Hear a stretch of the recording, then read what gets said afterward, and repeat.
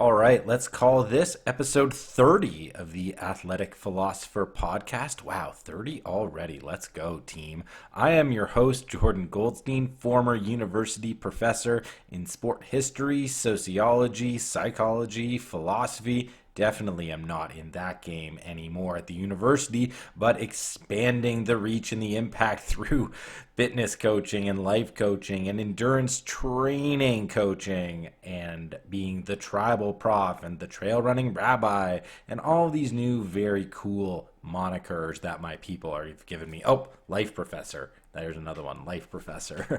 Shout out Mike D, episode 27 of this beautiful podcast. I'm somewhere in the middle of all those things. Certainly not nothing, but certainly not everything that I just mentioned. Always harmonizing a little bit of all the extremes.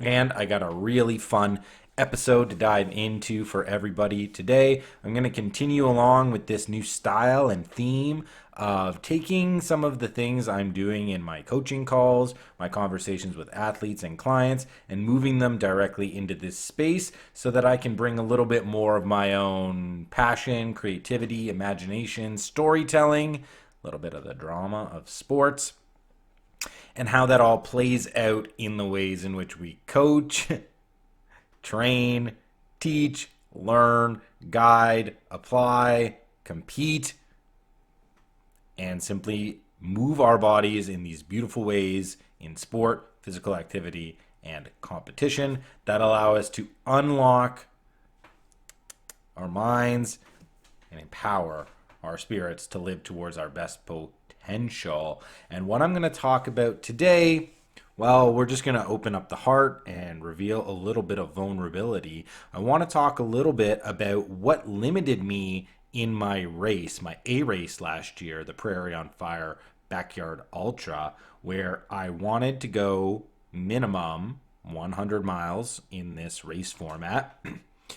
And ultimately, I kind of had designs on winning the race, but that didn't transpire. I didn't hit either of those performance goals, despite hitting a personal record in terms of distance, but also time run. So the way I think this is going to unfold is I'll just open up with a little bit of description of that event, what was driving me, what I wanted to achieve, ultimately what happened, and then I want to break down the ways in which the mind tries to trick you into thinking, oh, I know what happened. But these are almost always ways in which you conceal the truth from yourself.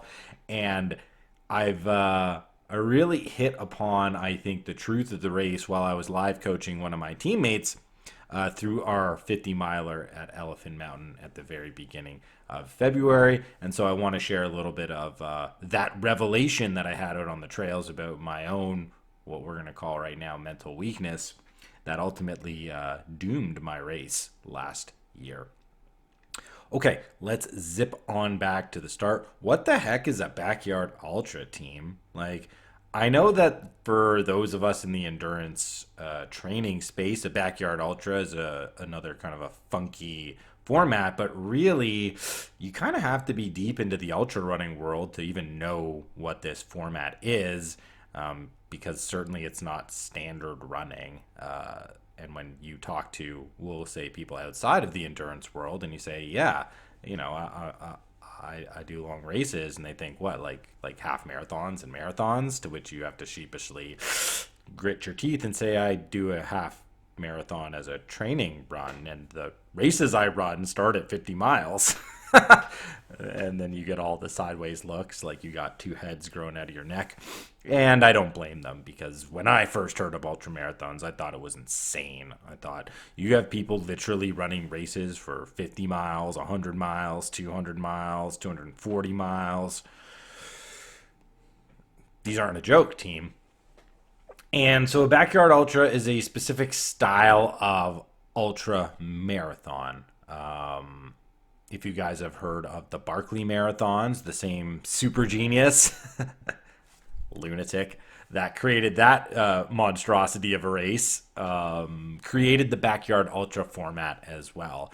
And it's effectively a way that anybody can run a 100-mile race in their backyard, so long as they've got a few acres in that backyard. And the way you run this race is on the hour, every hour, you run a 4 1/6 mile loop. Now you do that 24 times for 24 hours in a row, and voila, you hit a 100-mile distance in 24 hours or less, which is, as Lazarus Lake, like the guy who created the race, says, like, it doesn't matter who you are, it doesn't matter what the race is. You hit 100 miles in 24 hours, and you've done something that is like absolutely incredible. And last year was the year of trying to go for 100 miles 2 times and failing to reach it both times. We certainly had our team effort in Zion in April, where I recognized my role as a coach kind of in real time, shifted my race in the middle of it from performance to guidance, and ultimately killed my own dream of finishing that 100 miler in order to securely bring the 3 last members of our team into the final aid station where they and I ended our race. And so I had this desire to push hard at performance coming up in my other big race, which was this Prairie on Fire, which we ran just north of Indianapolis in Indiana in the first weekend of September. And this was a really cool race. The year before I got roped into running this race, I was asked by my biz coach, mentor, and one of my best friends, Zach Hummel, to run this race. I had just run the Mo 50K, which was another one of these ultras. The first time I ever ran in a race, and got to meet a lot of my homies down in the United States after not being allowed to leave my own country for 3 years or so. Yikes, what a time. And we had such a blast running that race together, not really thinking about performance, but just really focusing on community and then like pushing ourselves hard together. And he hit a bunch of us up and said, hey, I want to run this other race in Indy. It's a last man standing style event. You guys want to come? So a bunch of us signed up. I think there were 10 of us in total. Only 3 of us actually towed the line. And I loved the race so much. This is a very unique format because every 4 1/6 mile, every hour, you come right back to the same central location, and it's on a campground. So you're basically just like camping, which I love, and then you're running outside all day, which I also love. And, you know, a couple of our friends from the area showed up 9 hours into the race, and they gave us this incredible jolt of electricity and support and life. And I just envisioned, what is this going to look like if instead of 3 of us running, there's like 12 of us running? And so I spent a lot of last year recruiting people to run in this race. A couple of my coaching clients, I actually signed a couple of coaching clients through like soliciting participation in this race. I also was able to get about 5 of my teammates to come and run the race too. Most importantly, our tribal sensei, Louis, who is one of my absolute heroes. He came to run the race, and he loved the format so much that like we're all going back. And eventually, between my sort of clients, my my group, and my teammates, and also Zach and a bunch of his homies and people from his community, we had about 15 people all in our group towing the line together. So we had this incredible community feel. We had this electric campsite that was right by this race start finish, and I had been tagged to go far, go long by people on the team. I actually messaged Louis a month after our 100-mile attempt in Zion blew up. He was one of the 3 of 9 that did finish. Shout out, Louis, you're just a hero. I messaged him and I said, I don't know what it is. I'm just called to serve you this year. And I want to help you hit all of your performance goals. And he had set out a big goal of finishing the Vermont 100 miler, which was not going to be in the cards for me to go and support him as a crew member or a pacer. But I messaged him saying, I want to help you go as far as possible in the backyard, and I want to help you try to win this race. And then he messaged back, well, that's really swell of you, but maybe it's your day and it's not my day. And that sort of put the idea in my mind that, oh, I should go long here and maybe I should try to win the race. And then I publicly put it out there that, hey, that was my goal. Like, I don't just want to go a specific distance. I want to be the last guy standing. I had a decent chance of doing that based on the results of the year before, where I ran 15 laps and I burned all my gas on lap 14 because I just didn't want to be in the race anymore. Because the reason I was going to support my homie Dylan Spina, who wanted to try to hit 100, he ended up hitting 50 in a really courageous effort. And then I figured, let's pack up our camp and get out of here so I don't got to be running through the night. I can make it back to my kids, Sunday night instead of Monday night type of thing. And so I sort of like cut my own cord on the race because I wasn't really caring about performance. But like I felt amazing heading out on that lap 15. Like I felt like I hadn't been running at all. And the winner of that race ended up going 21 laps, right? So another 6 hours of running would have put me right at the spot where the winner tapped out. And so I figured, I've got a pretty good shot at this one. And I geared my training all towards like running 4 miles, running faster in 4 miles, running slower. And I just felt really confident and good coming into the race. We had this electric vibe at the camp. And the race was going really well. Like I felt good. Throughout the day, we got into the night course. I started feeling good. But then as people in our team started to drop out, and I was the only one left out on that night course by myself after Zach went out at 17. Shout out, what an amazing performance, man. The guy's not even a runner, and he clowned runners. He clowned them in this event, and he's definitely the dark horse to win this thing this year. And I wouldn't be shocked if he did, based on how he knows how to compete, but also how he knows how to train in a very unique style that's going to give him those results. Louis went out at 18, and then I was left running in the dark by myself, and I started to get some like side pain maybe around like lap 16 or 17, which is associated with some kidney issues that I have related to stones. And it really started to just like gnaw away on the inside. And at the time, like I grit my teeth and I pushed through sort of like the physical pain, but wasn't really able to fight through enough. And I cut my race off after 21 laps, which was 87 and a half miles. So that's a personal record for me in terms of distance, a personal record in terms of time run. But like there was something that was gnawing at me. And when I went to look at the race results afterwards, it was staring me right in the face. So there was 130 people in the race. When I went out, I was number 12, right? So there were 12 of us left running at 4 in the morning. Pardon me. And I went out, I went up, and I said, hey guys, I gotta go. Because we all start at the same time, so you know everybody that you're running with, and we all start in the same location. So I went up to everybody who's still there, said, hey guys, keep the fun going without me, but I just can't keep going. And for me, it was this side pain, which is kind of like this low grade form of nausea and like really soft, like muscle pain.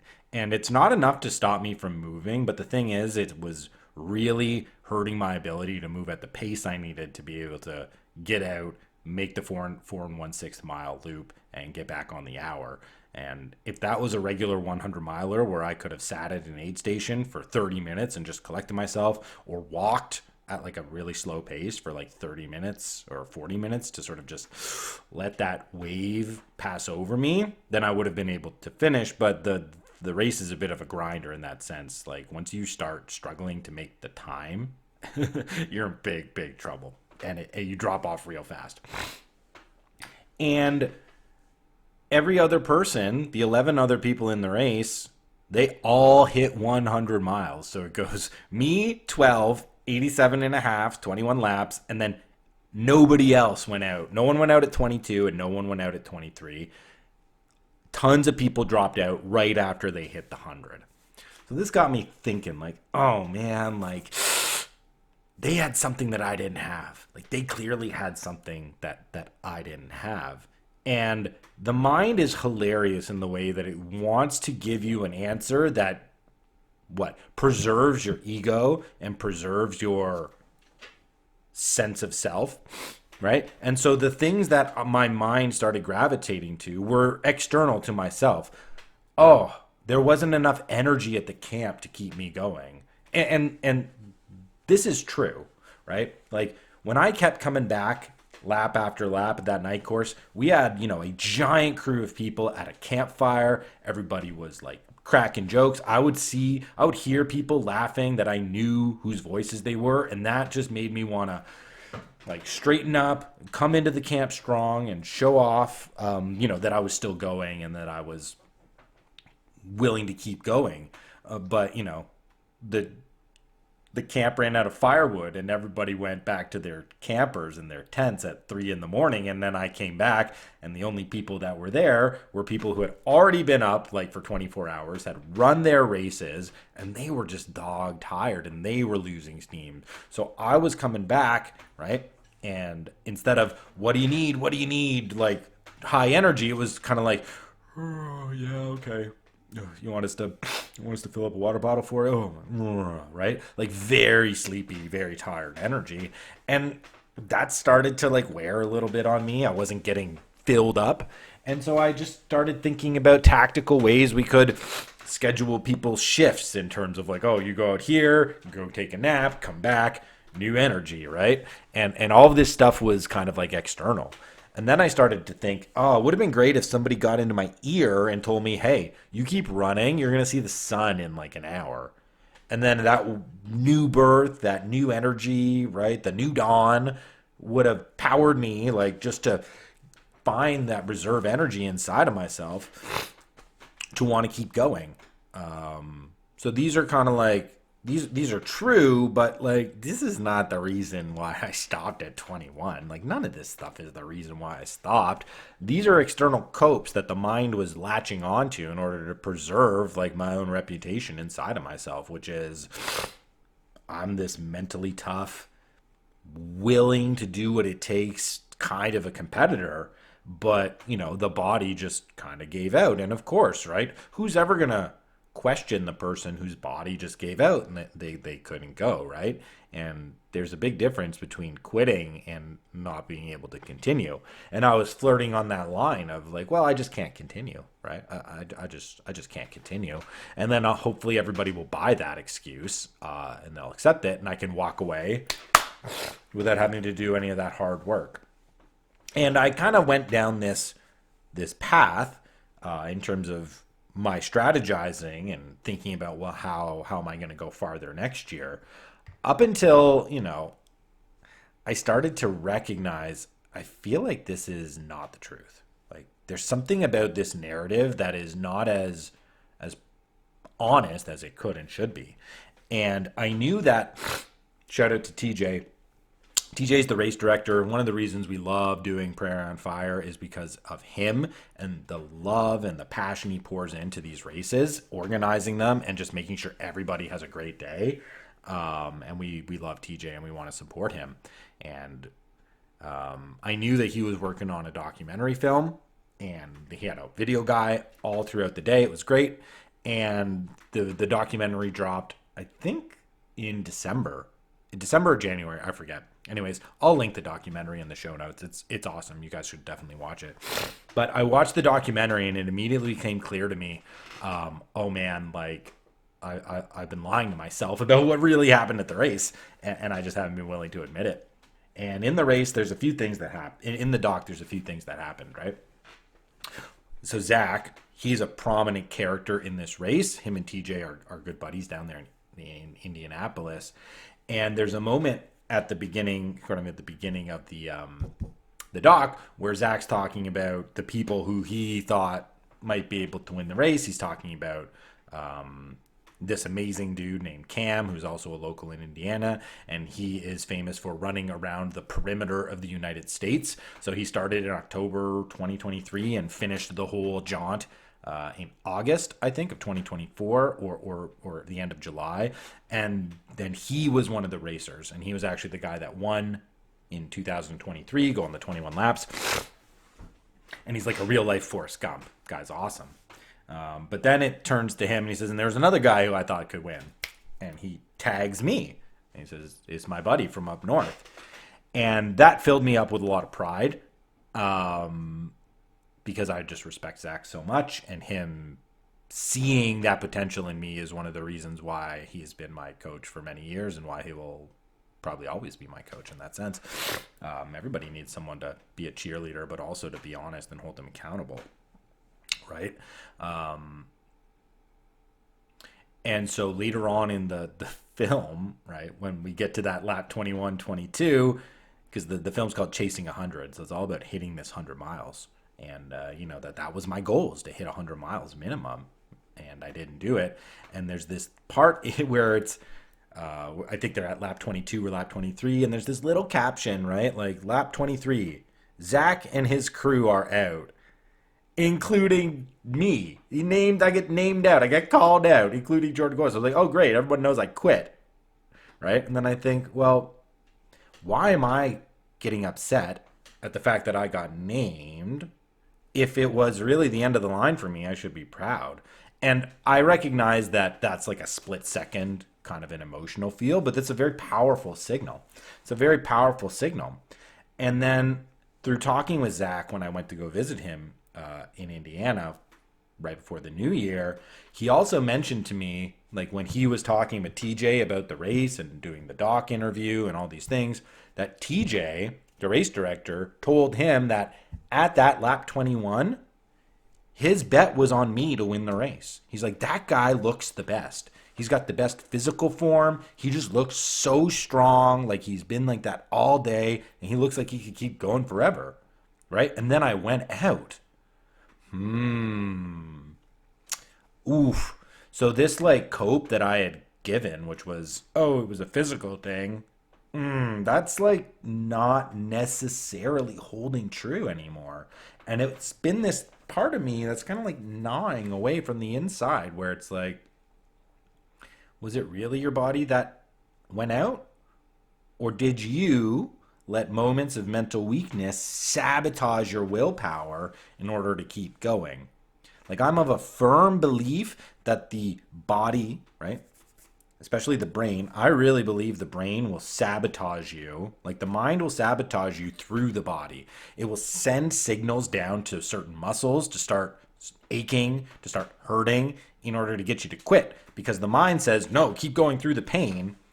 And then it says, yeah, but I don't want to do that anymore. So give more pain in different places so that you start to question your resolve to move forward.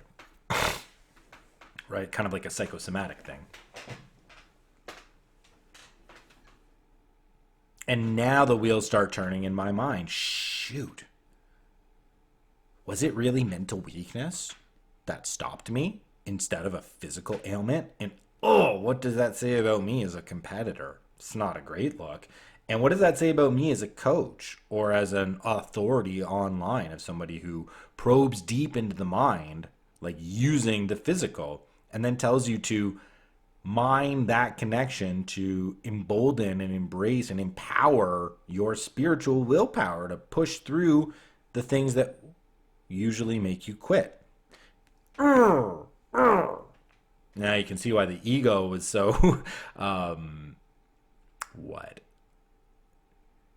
Enthusiastic to support the cope, to support the lie, or to shield me from the truth. But all of these signals and all of these revelations after the fact, like they were pointing in one clear direction. You let mental weakness impact your ability to keep moving forward.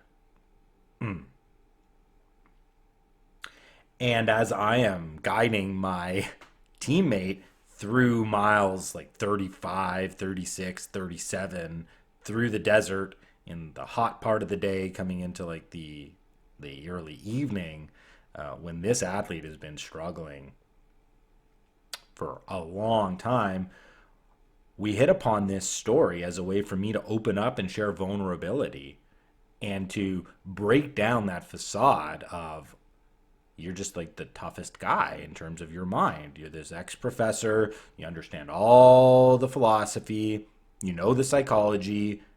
And I started to talk to my teammate about this moment because I wanted to empower him to just keep grinding, that I saw within him a mental toughness that I myself lacked.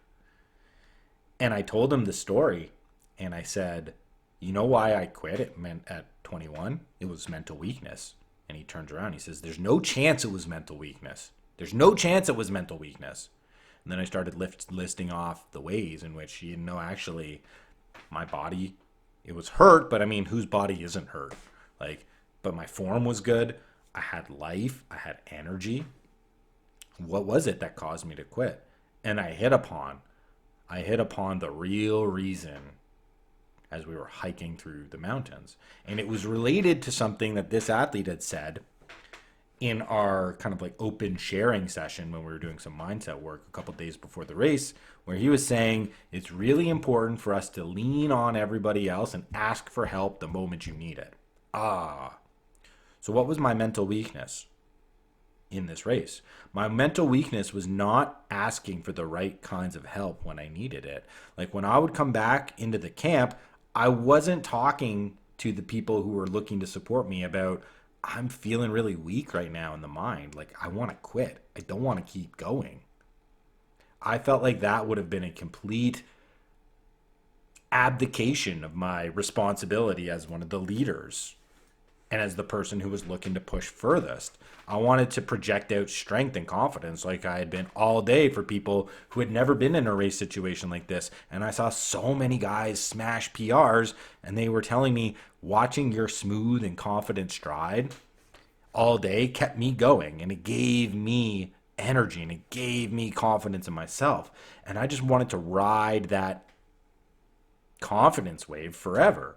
But it was crashing. It was crashing, and I got swallowed by it. And I would come into camp and I would be like, I need you just to refill this bottle. Can you make me some hot food? I'd love a coffee. I'd love to just sit for a second. Can you just do those sort of tactical things for me? What I really should have done was open up and say, guys, I need your love. I need your energy and life because I want to quit. And I need you to stop me from sabotaging myself by wanting to quit. But I didn't have the strength. I didn't have the strength to ask for the right kinds of help. I didn't want to open up my heart and bear the vulnerability of admitting something like that to the people who were relying on me to keep going. And then when I hit upon that realization, it became obvious that all the other things were just copes. Like, you don't think that if I had told my guys at lap 17, guys, I want to quit, that they wouldn't have rallied around me, that they wouldn't have found this new kind of an energy, and they wouldn't have wanted to stay up and push hard and fight through their own adversity of just like running out of firewood, right? I know each one of those guys that were there because I've talked to them about it. If, and I said, what would have happened if I would have told you this instead of how I was acting? They said, oh, we would have been totally different, bro. We would have been totally different because I was projecting this false strength that I didn't need their emotional support. I just needed their bodies to refill my stuff. And a tired body that's yawning, they can refill stuff, right? That's not a problem. But a tired body, right, and a tired mind and spirit is not going to be able to summon the energy to stop me from quitting when they already are sleeping. But if I told them at the moment that I started feeling those things, they would have all rallied. They would have found the words. They would have been like, yo, get to the sunrise. Dude, you can't possibly quit. Like, think of your kids. Think of whatever, right? Like, they would have helped. They would have helped in the ways I truly needed it, but I was too weak to ask for help. I was too weak to ask for the right kinds of help that would have exposed my own vulnerabilities, and that's why I didn't hit 100 miles. It did have something to do with the side pain and the kidneys. I just overloaded on salt tabs on one or two of the laps coming into the night course, and it just really hurts to have that stuff moving through my system. But as I said before, these are waves. Like, I could have rode that physical pain wave a little bit longer if I had been willing to open up and expose myself to the truth and share it with other people. Right? So the big time lesson for me is you don't project any type of mental strength when you promote a lie that's festering inside of yourself. What you're doing is participating in the exercise of thinking you're strong when you're actually weak. And all that does is blind you to the truth. It blinds you to the truth, right? So I'm really excited about Prairie on Fire 2025 for the specific reason that I'm going to be asking for all the kinds of help. I'm also going to be bringing in the big guns. My wife and my kids are going to be there. We're going to have 30 people instead of 15. I am actually leading 13 of my tribal training teammates, and I'll be the only coach there. And this is an official team race. So like my responsibility level is up. My performance goals are up. The people who I'm bringing like to motivate me, it's up. Like I'm raising the stakes on all the game. But at the end of the day, it's still up to me. It's still up to me to be vulnerable and open and ask for the right kinds of help and to share with people the moment I want to quit. I'm going to be screaming that on a megaphone to everybody. I'm like, guys, my mind is after me. It's telling me to quit, but I know I can keep going. Pour love into me. And food. Definitely food. And I tell you all this story to highlight the ways in which the mind will always trick you. And the ego is this ultimate trickster who just wants to be right and who just wants the better version of the image it holds of yourself to be true in all areas, and it will distort reality. It will force you to accept lies that you think are true, and it will lead you right back down that same path to failure. And you're just going to start blaming the world again. You're going to look for those external reasons, those things outside of yourself to point the finger at and say, that's the reason why I couldn't do it. No, team, it's you. You have the power, you have the agency, you have the determination and the willpower to bend reality towards your perception. So if you want to quit and rationalize it to other people so you can still look tough, you'll do it. But if you want to live by the truth, like I'm aiming to do, that's what a philosopher should want to do, well then I've got to rip myself open and expose myself to the harshness of the fact that I probably could have kept going. Shoot, I know I could have kept going. But in that moment, I quit. And that's not to say I didn't leave it all out. In a sense, my body seized up. Like I couldn't walk. The only thing I could do in the car 5 minutes after I stopped was sob in a puddle. A collapsed little puddle. Also because I'd been carrying the weight and the expectations and the responsibility of all these other people, like as a leader. And I just felt like I had to always be upright. And this was another fatal flaw in my thinking, mental weakness. Why did the people love you? Why do the people want to follow you? Not because you're always this hard-ass person who never loses. It's because you're open and vulnerable and you share. And that's what your clients love. That's what your teammates love. That's what the athletes who you coach on the team love most about you. They love your openness. But I was deluded. The mind was playing tricks on me. There was mental weakness all over that performance. So as I prepare to go back and run further,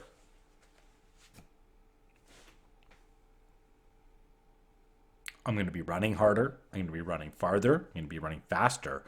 I want my body to be stronger. I want to be able to run much better. But ultimately, if I don't fix that fatal flaw that was up here, then it doesn't matter physically what I do. So my resolve has been open up to the truth, be more vulnerable, be more open, face that fear head on. One of the ways I'm going to be doing this is by doing a lot more fast running.